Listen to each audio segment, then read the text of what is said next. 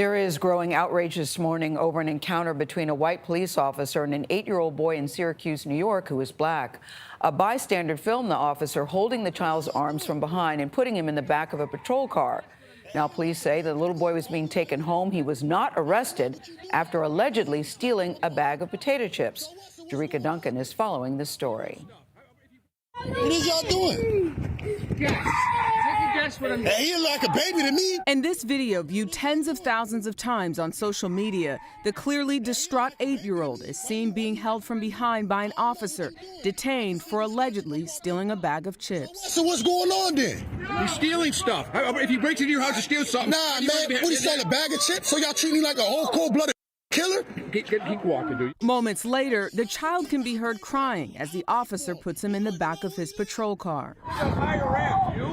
Y'all just throwing him in the car. Bystander Kenneth Jackson says he felt compelled to start recording. I felt his terror and decided to intervene. What is y'all doing? There's a way that the police need to interact with kids, and what they did is completely unacceptable. The boy's father says the officers brought his son home. Then I saw the video. Then I was really mad now. An officer who wear the uniform, who supposed to protect life and property. Look at how he maltreated my son.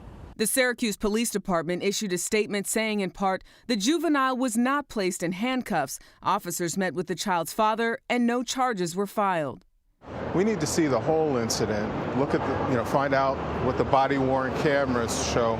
Keith Taylor is a college professor and former police officer. He says when all the facts are known, the department should be able to determine whether the officers should have handled the situation differently. Could there be improvements? Well, if the policy says that that's what they're supposed to do, then you look at the policy.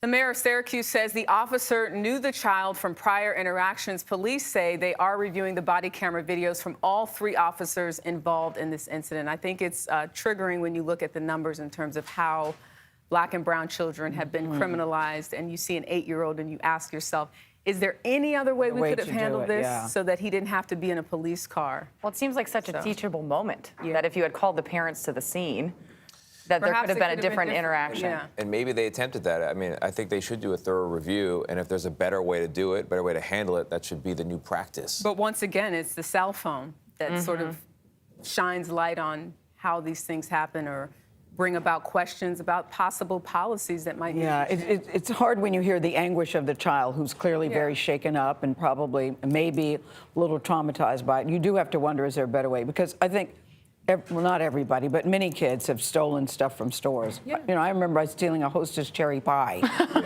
when I was little and came home and said, no, I hadn't done anything. You have cherry pie all over your face. And I had to go back and Right. And Gail, look, go back and apologize. Yes. But my parents dealt with me. Yes, exactly. And I returned the there had to be a better way to handle it. Yeah, because the video is tough to watch. Yeah, it's very tough to watch. It is, because he's only big officer and such a little kid. Yeah. All right. Jerika, thank you very much.